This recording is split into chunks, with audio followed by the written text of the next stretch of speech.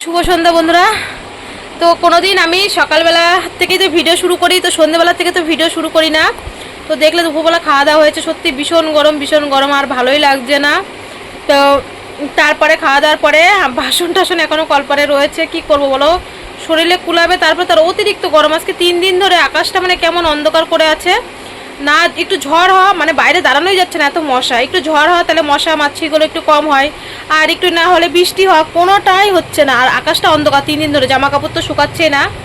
তো সন্ধে টন্ধে দিয়ে এখন হচ্ছে ওই সেই কেকটা এনেছিল যে মানু আর হচ্ছে বর্ষা, দেখলে না মানুই এনেছিল কেকটা। তো বর্ষাদেরকে দিয়ে আসলো, তখন খেতে পারিনি গরমের মধ্যে, তো মানু দিয়ে আসলো, আমরা একটু একটু করে কেক খেলাম।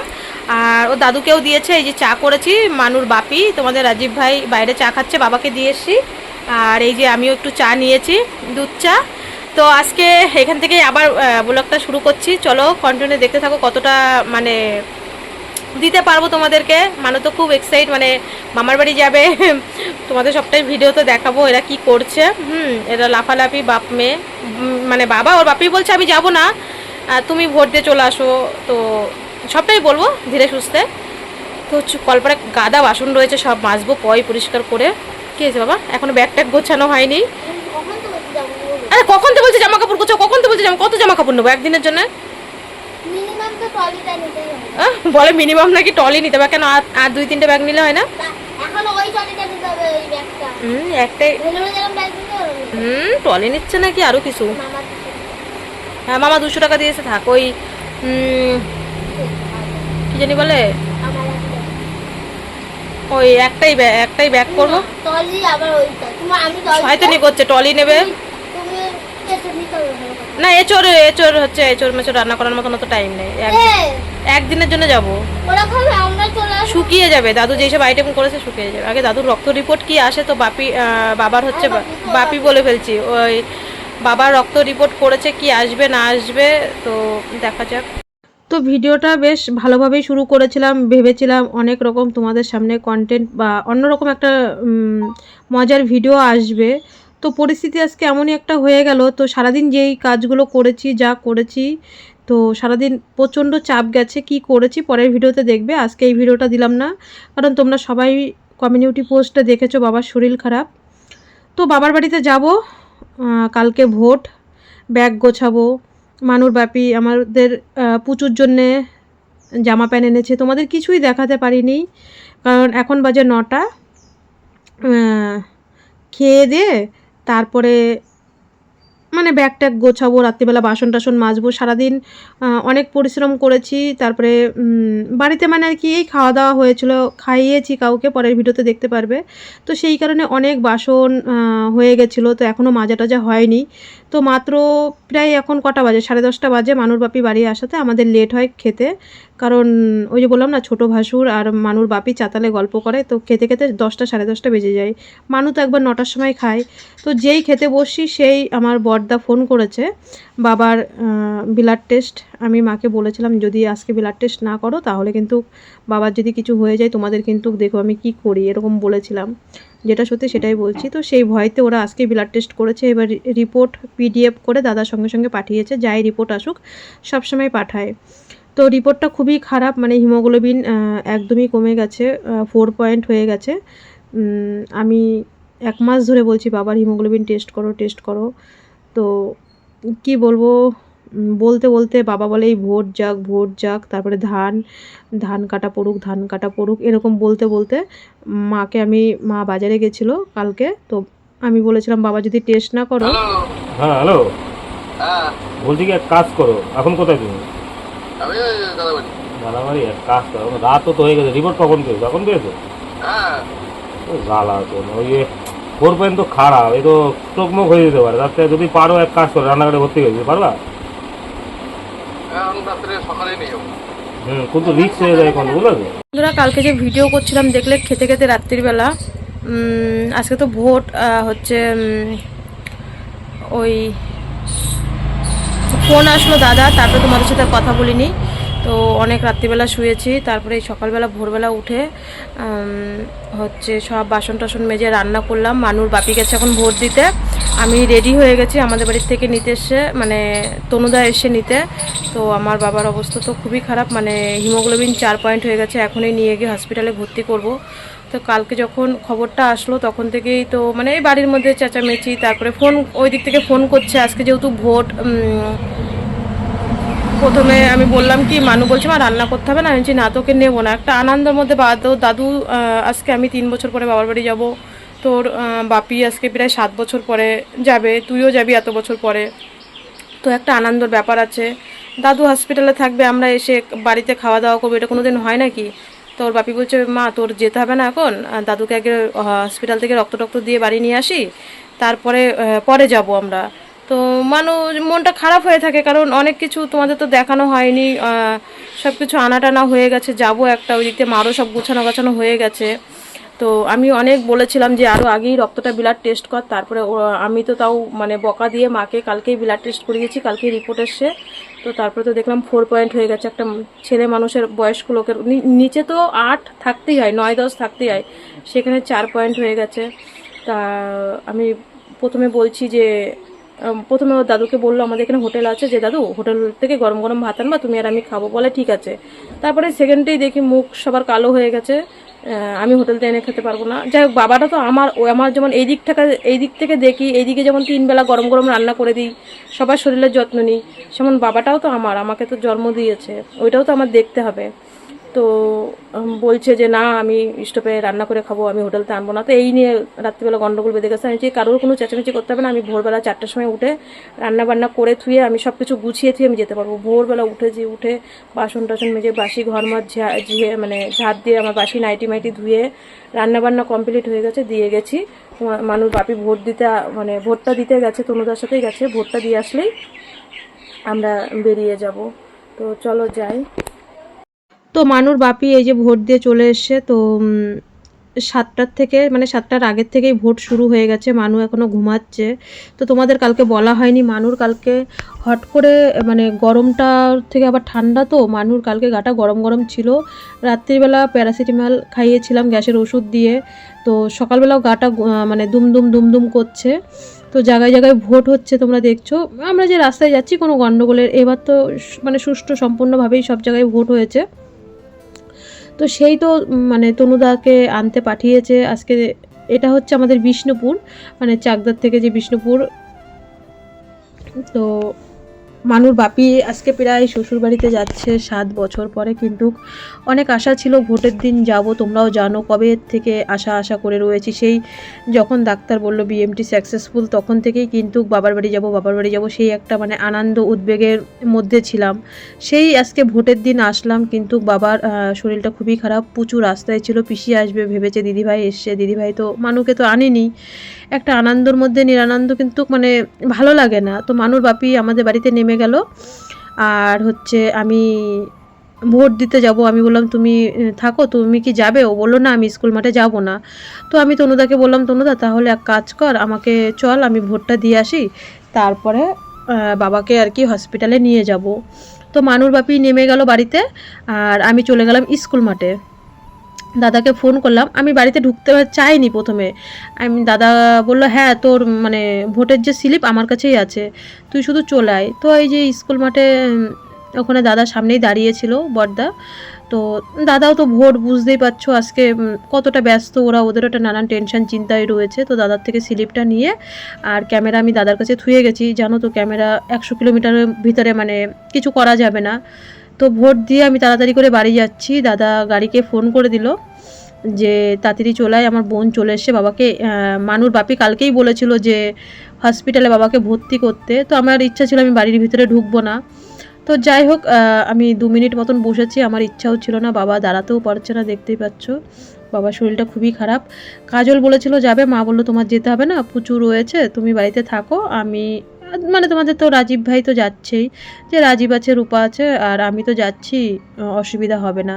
তো এই কারণেই, কারণ বাড়ির দিকেও তো একজনকে থাকতে হবে তাই না। এদিকে মানুকে বারবার বাড়িতে ফোন করছি, মেয়েটার একটু জ্বর থুয়ে এসছি, সকালবেলা রান্না বান্না কমপ্লিট করে থুয়ে এসছি। তো যাই হোক যাই হসপিটালের দিকে, দেখা যাক কি হয়। কোথায় নেব সেটাই মানে ডিসিশন করতে পারছিলাম না। আমার ইচ্ছা ছিল বনগাঁতে নেব, কারণ বনগাঁতে আমার অনেকবার ভর্তি হয়েছি। রানাঘাটেও আমি মানুষকে লকডাউনে রক্ত দিয়েছি, তোমরা জানো। আবার বনগাঁতেও দিয়েছি। বনগাঁর অভিজ্ঞতাও আছে, রানাঘাটের অভিজ্ঞতাও আছে। কিন্তু বাবার তো এখনই মানে রক্ত তো এক্ষুনি দিতে হবে। তো এই যে আমরা রানাঘাট হসপিটালে চলে এসেছি। তো আমার ইচ্ছা ছিল বনগাঁয় নেবো, তাও দাদা বলছিল তুই যেটা বলবি সেটাই ডিসিশন করবো। দাদার যেহেতু ইচ্ছা রানাঘাটে, তো রানাঘাটেই নিয়ে এসেছি।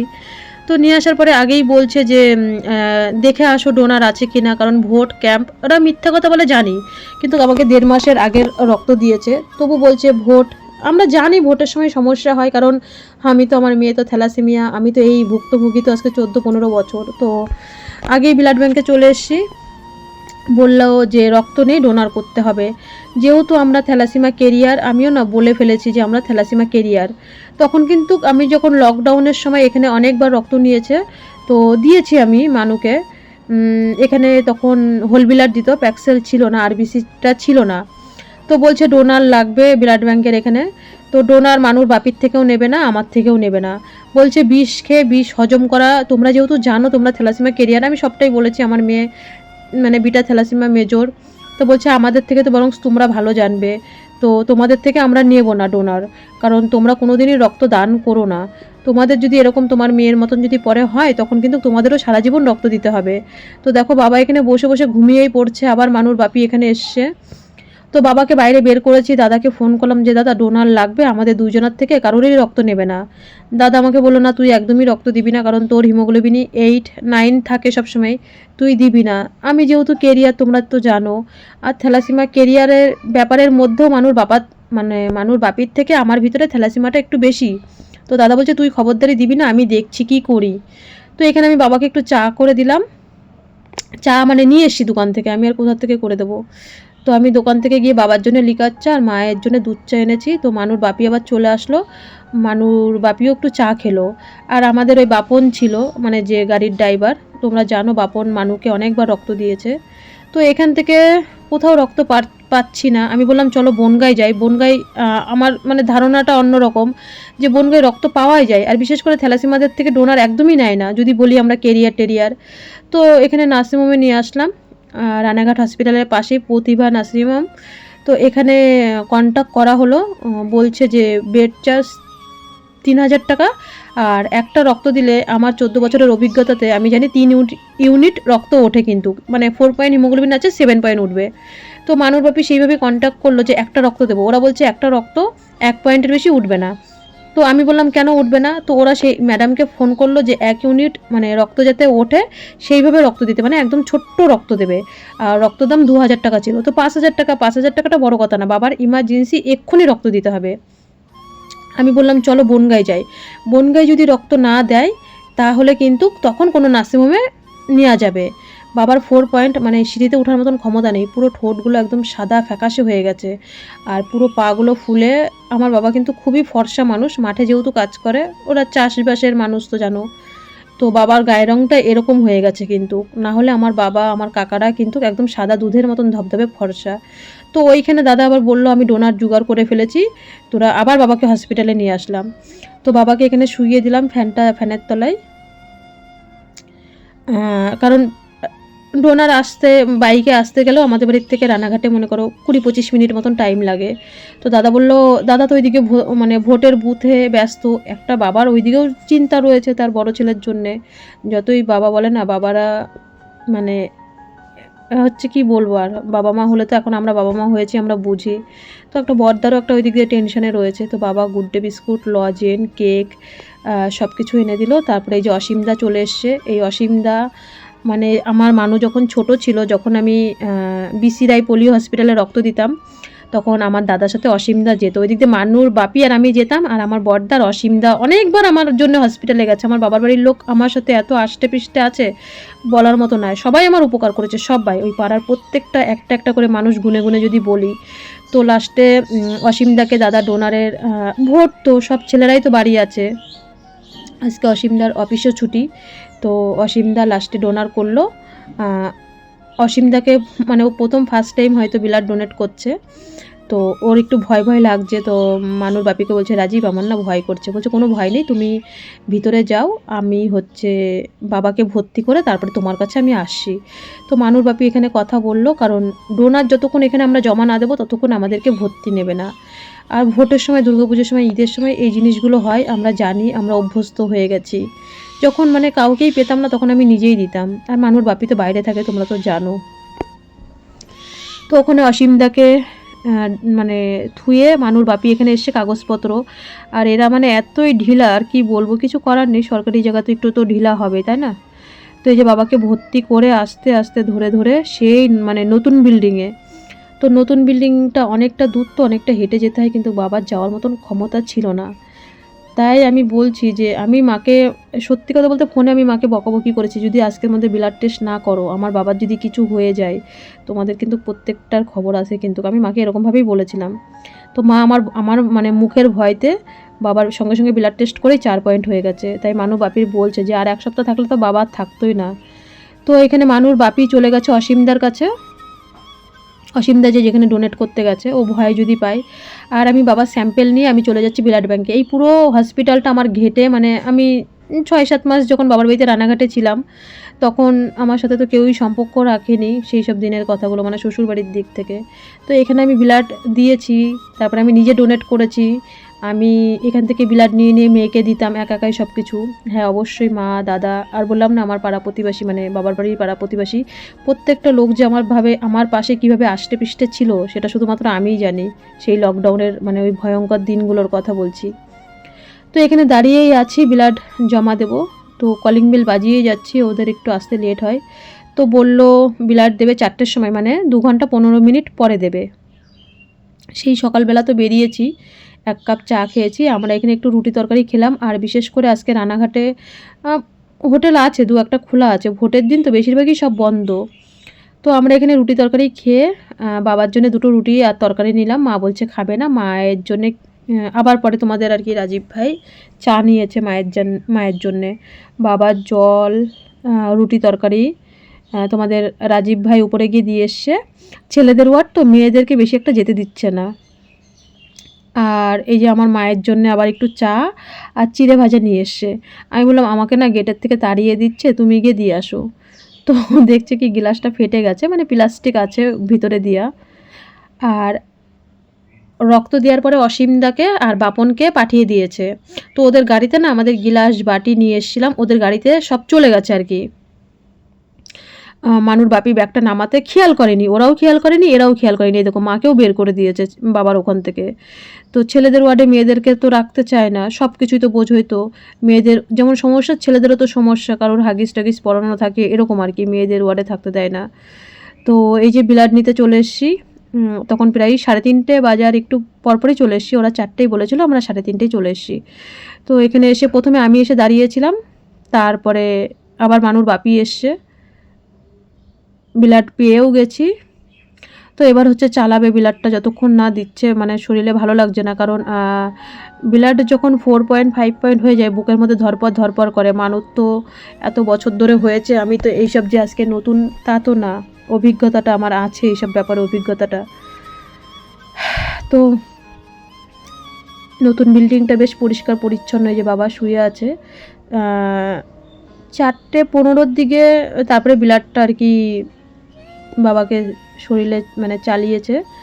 তো আমাদেরকে তো বের করে দিচ্ছে, তবু আমি একটু পরপর এসে, দেখো মেয়ে বলে না বাবার সাথে একটু অনেক রকম গল্প কথা থাকে, বলে না বউয়ের কাছে যেটা না বলে, মানে স্ত্রীর কাছে মেয়ের কাছে সেটা বলে। তো যাই হোক, কাকা চলে এসছে, আমার তো বাড়ি চলে যেতে হবে, বাড়িতে একটু পরপর ফোন করছি।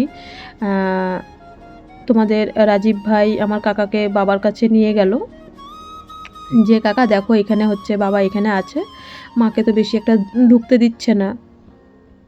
তো সব কেনাকাটি করে কাকা আবার বাড়ির থেকে থালা গিলাস, রাত্রিবেলা খাওয়া দাওয়া করবে। তো কাজল আসতে চেয়েছিল সত্যি কথা বলতে, ওই যে বললাম না। আর বড়দা তো তোমরা জানোই, বড়দা ভোটের দিকে ওই দিকটাতে ব্যস্ত, কিন্তু সবই তো বড়দাই, যে ছেলেপেলেকে জোগাড় করে দেওয়া, মানে ডোনার ফোনার সবই তো বড়দাই করছে। বড়দা তো সেকেন্ডে কাজল সেকেন্ডে ফোন করছে। তো আর কি করা যাবে, আমাদের তো বাড়ি যেতে হবে। মানুর এদিকে জ্বর এসছে, অবশ্য মানুষ সকালবেলা সারাদিন নাকি না খেয়েছিল, আমার যা বলেছে, মানে জ্যাঠা শ্বশুরের ছেলের বউ দুষ্টুর মা বলেছে, রূপা তুমি চিন্তা করো না, পাখি হচ্ছে আমাদের কাছে থাকবে। তো আমি জানি দিদি আছে, তারপরে ছোট ভাসুর যে মানুষ বাপি সবসময় গল্প করে, যেই জ্যাঠার ছেলের বন্ধু, তো সেই আমি জানি ওরা আছে, কোনো একটা চিন্তা নেই। তো আমার কাকাকে নামাতে এসেছিলো একটা দাদা, মানে আমার দাদারই বন্ধু। তো ওকে বললাম আমাদের একটু দাদা চাকদায় নামিয়ে দাও না, তাহলে আমরা চলে যেতে পারবো। আজকে ভোটের দিন, দেখো রাস্তা একদম পুরো ফাঁকা, কি করে বাড়ি যাব সেটাও একটা টেনশন। তো যাই হোক, ওর মোটর সাইকেলে আমাদেরকে চাকদায় নামিয়ে দিয়েছে। আর মা আর কাকা রয়েছে বাবার কাছে, কারণ ছেলেদের রাত্রিবেলা তো ছেলেদেরই থাকতে দেবে, আমাদের তো থাকতে দেবে না মেয়েদের। তো চাকদা বাস স্ট্যান্ডের থেকে, এই চাকদা চৌরাস্তার থেকে আমরা একটা ভ্যান করলাম, ভ্যান করে বাস স্ট্যান্ডে এসছি। বাস স্ট্যান্ডে এসে দেখছি নিমতলা বা জাগুলির কিছুই নেই। তো যাই হোক, এইগুলো নেতাজি বাজার অবধি বা রসুল্লাপুর অবধি যায়। তো এখানে এসছিলাম তখন ওই কটা বাজে, 5টা 5 বাজে এরকম সময় এসে চাকদায় অটোতে বসেই আছি। সেই অটো ছেড়েছে 6টা 20-তে, মানে 1 ঘন্টা 20 মিনিট পরে ছেড়েছে। আর এখানে কি হাওয়া, মানে ঠান্ডা, মানে শীত লেগে যাচ্ছে। তো যাই হোক, আমাদের ওই অটোতেই একটা দিদিভাই ছিল, আমাদের ওই চণ্ডীগড় মানে গাইঘাটার দিকেই বাড়ি। আমাদের কপাল ভালো যে ওই টোটোওয়ালা দাদা আবার মানুর বাপিকে চেনে ভালোই, মানে আর কি চেনে আর কি, তুই তো করে দেখলাম ওরা কথা বললো। যাই হোক, এই দিদিভাইয়ের সাথে সাথে আমরা অটোতে মানে গল্প করতে করতেই এসছি। তো একটা সঙ্গীও পেয়েছি, প্লাস ওদের মানে কি বলবো, ওদের দায়িত্বতে বা ওরা আমাদের সহযোগিতা করেছে বলেই আমরা বাড়ি আসতে পেরেছি। মানে উপকার করেছে, এই উপকার ভোলা যায় না। আজকের দিনে রাস্তায় কিচ্ছু নেই, কি করে বাড়ি আসবো। তো যাই হোক, অনেক কষ্ট করে এই যে টোটো করে বাড়ি চলে এসেছি। প্রায় 8:30 বেজে গেছে, মানুকে তো ইঞ্জেকশনটা দিতে হবে। আর বাড়ি আসার সঙ্গে সঙ্গে কি ঝড়।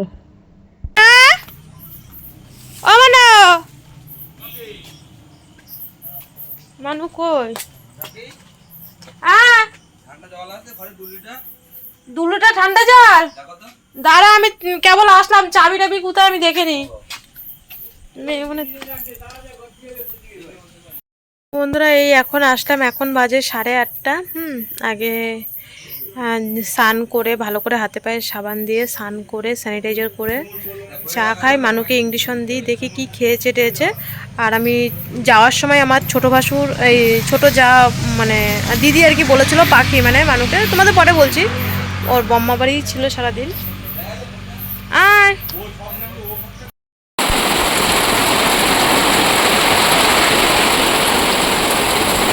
মানু, একটা বাপিরে ফোন কর।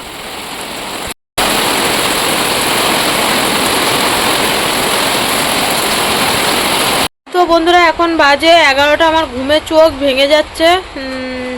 সেই 5টায় উঠেছি, তো ওই খাওয়া দাওয়া করলাম। আর ঝড় বৃষ্টি তো হচ্ছেই।